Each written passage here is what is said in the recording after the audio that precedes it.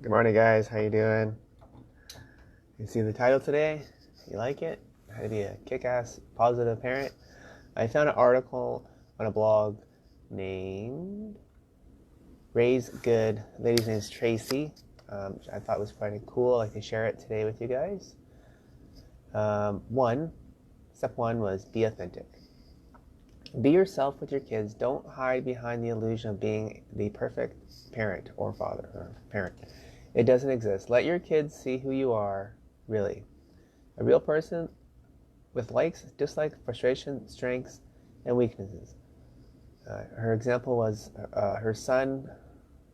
Her son was born perfect, like all babies, of course, and she wanted to be perfect for him, but realized being perfect is boring and is tough to connect with, with and commit to her son, basically.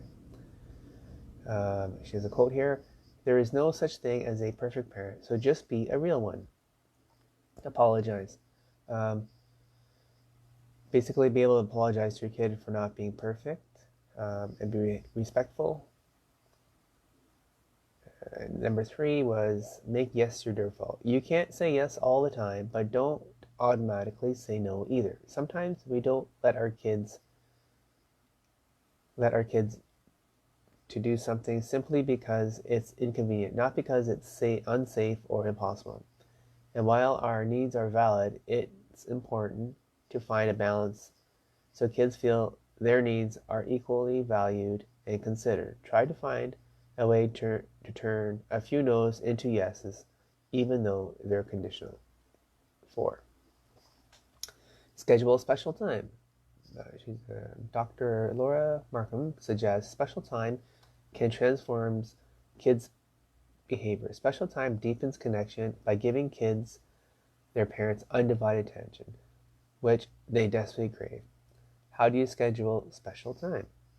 Announce you'd like to have a special time with each child for at least 15 minutes every day if you can. Name that special time for your kid. Example, say London time, or whatever your child's name is.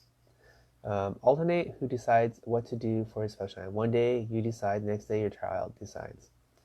Give your child your absolute and undivided attention. No phones, no agendas, no distractions. Feel the magic.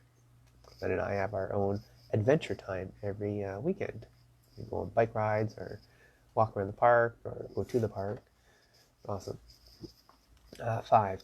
How many hugs? Family therapist Virginia Satir famously said, "We need 4 hugs a day for survival. We need 8 hugs a day for maintenance.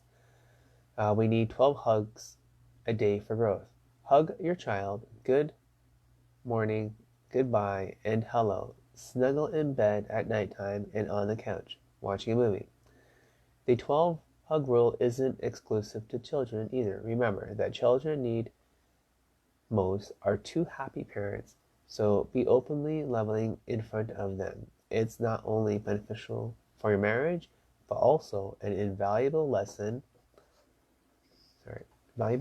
in modifying healthy affection to our kids. Between your kids and your partner, you'll be hugged, silly, and happy by the end of the day. 6. Keep your eye on long-term goals.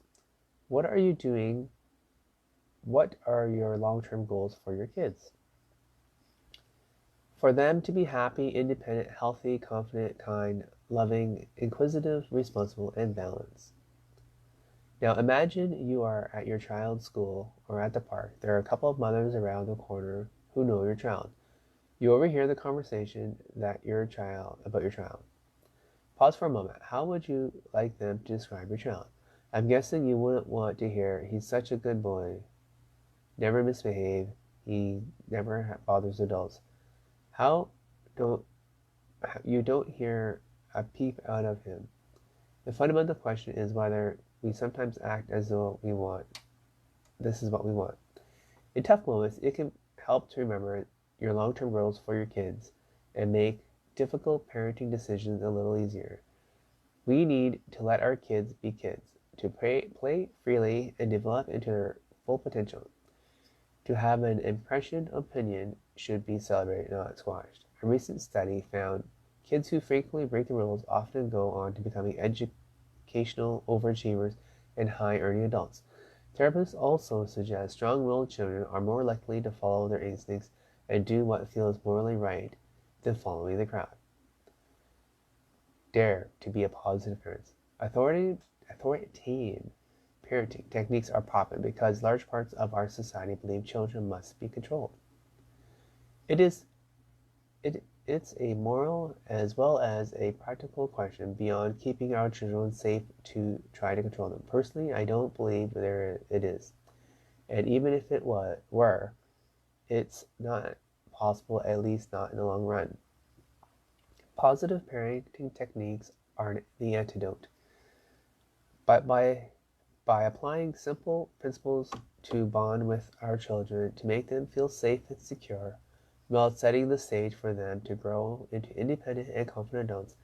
And years from now, our kids won't remember what we said, but they'll remember how we made them feel. And that's what matters most. A quote here. Our generation, full of deep, loving parents, would change the brain of the next generation. And with that, the world. Charles Mason. Alright guys, thanks for watching and listening today. Shout out to Rita. I love you. Thanks Jay and RJ. I hope your live today goes well at 1.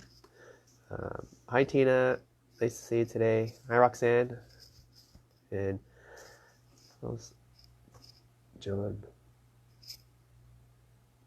Oh, Joy. I can't read my own handwriting. See you guys. Have a great day. Thanks.